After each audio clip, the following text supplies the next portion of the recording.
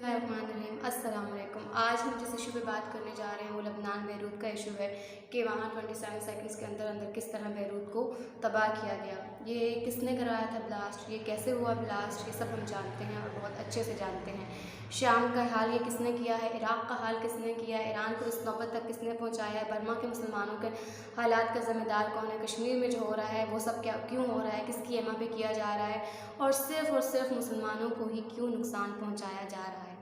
ये सब हम जानते हैं, ये सब हम समझते हैं, इन सब पे हमारी निगाह है। लेकिन क्या फ़ायदा है इस निगाह का, क्या फ़ायदा है इस समझने का, क्या फ़ायदा इस पे निगाह रखने का जब हम इनके लिए कुछ हल ना निकाल पाएँ, जब हमारे मुसलमान बहन भाई इस मुसीबत की घड़ी में हमें पुकार रहे हों और हम उनकी मदद ना कर पाएँ, जब वो सिसक रहे हों, बिलख रहे हों और हम उनके लिए कुछ ना कर पाएँ। तो ये वक्त है उम्मत मुसलमान के बेदार होने का। ये वो वक्त है जब इल्लामा इक़बाल ने कहा था कि न ग़ुलामी में काम आती हैं शमशीरें न तदबीरें। ये वो वक्त है कि अब हमें अमली तौर पे कुछ करना होगा। हमें इस शमशीरों से हट के, इन चीज़ों से हट के हमें देखना होगा कि हम अपने मुसलमान भाइयों के लिए क्या कर सकते हैं, क्या नहीं कर सकते। ज़रा सोचिए, 4 महीनों का लॉकडाउन लगा और हमारी हालत कैसी होगी, हमारी इकॉनमी कैसे नीचे आ गई।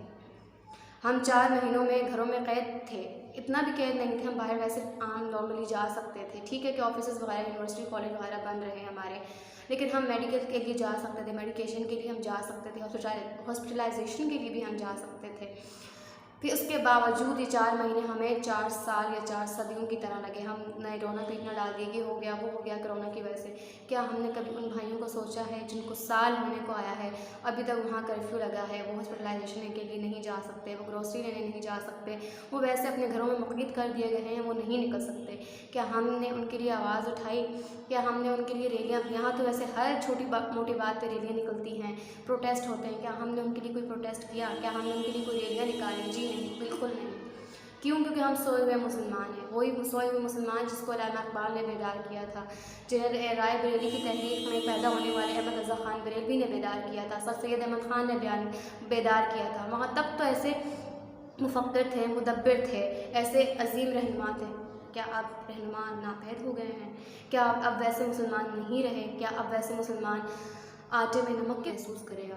हम कैसे मुसलमान हैं कि हमारे भाई वहाँ सिसक रहे हैं, तड़प रहे हैं, बिलख रहे हैं, कोई कर्फ्यू की ज़द में है, कोई वैसे इनकी गरगार की ज़द में है, मुक़य्यद हो चुके हैं और हम उनके लिए कुछ नहीं कर रहे हैं। हमने सिर्फ टॉप ट्रेंड बनाया हुआ है, हम सिर्फ फेसबुक पे या इस तरह की इंस्टाग्राम पे या ट्विटर पे जस्ट पोस्ट कर रहे हैं, शेयर कर रहे हैं और हम कुछ नहीं कर रहे।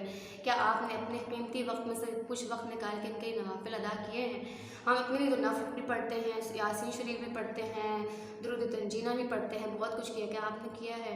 क्या आपने अपने इतने मसरूफ़ वक्त में से कुछ वक्त निकाल के इनके बारे में सोचा है कि इनका क्या लाहे अमल होना चाहिए, हमें क्या स्टेप लेने चाहिए, हमारा नेक्स्ट स्टेप क्या होगा, हमें किस तरीके से फ़ोर्स करना चाहिए? बिल्कुल नहीं। तो आज आपके पास वक्त है, आज आपके पास सेहत है, आज आपके पास एक आज़ाद मुल्क है।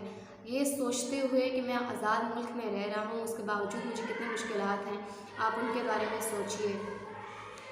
तो आज अपने कीमती वक्त में से कुछ वक्त निकालिए, उनकी यासीन शरीफ पढ़िए, उनके लिए दुआ कीजिए, नफल पढ़िए और अल्लाह ताला से गिड़गिड़ा के दुआ मांगिए कि मेरे मुसलमान भाइयों बहन भाइयों की हाल गुज़ार पर रहम फरमाए, उनकी काफ़िरों के मुकाबले में मदद फरमाए। और हमें भी प्रोटेस्ट करने की ज़रूरत है, रैलियाँ निकालने की ज़रूरत है, हमें घरों में सिर्फ बैठना नहीं है, हमें बाहर निकलना है।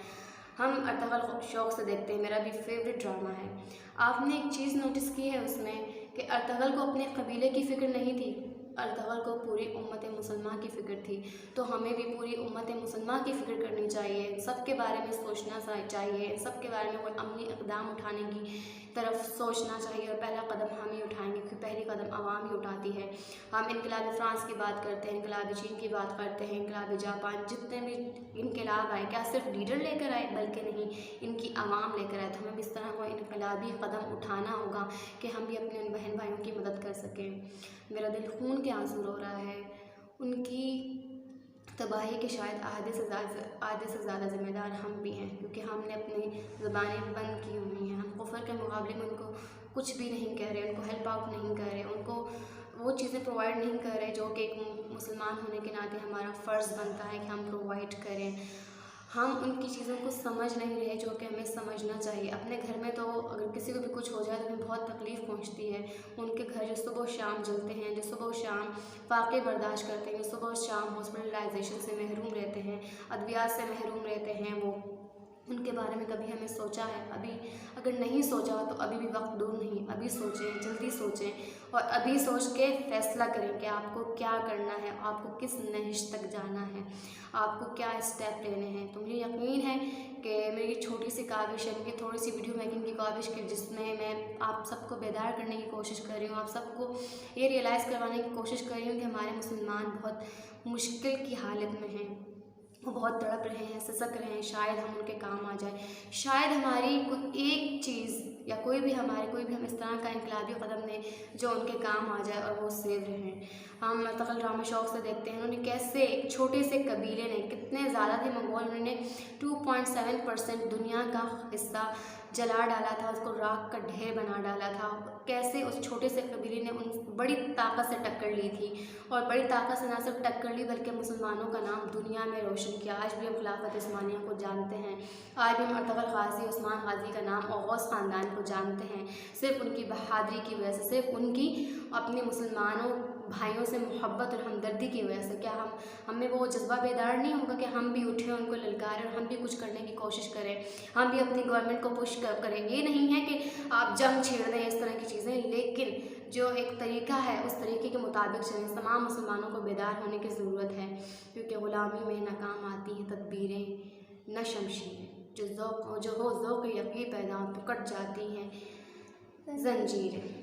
तो इल्हामा इक़बाल के इसी शेर के साथ मैं इजाज़त चाहूँगी और आपको कहती हूँ कि प्लीज़ सोचें ज़रा अपने मुसलमान बहन भाइयों के बारे में जो तड़प रहे हैं, जो सक रहे हैं। मुझे तो इस वाक़े ने अंदर से बिल्कुल तोड़ के रख दिया है कि मैं क्या कर रही हूँ, मेरा क्या मकसद है।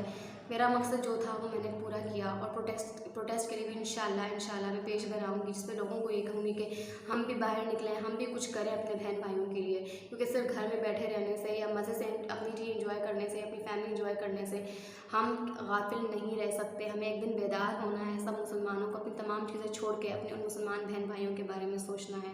आप भी सोचिए, मैं भी सोचती हूँ कि हमारा अगला लाहे अमल क्या होगा और अपने बहन भाइयों के लिए और नहीं तो नफिल पढ़ लें, दुआ कर लें, कम से कम ये तो आप कर सकते हैं ना। और प्रोटेस्ट की तैयारी कीजिए, मैं भी इसी तैयारी में हूँ। अल्लाह हाफ़िज़, फ़ी अमान अल्लाह।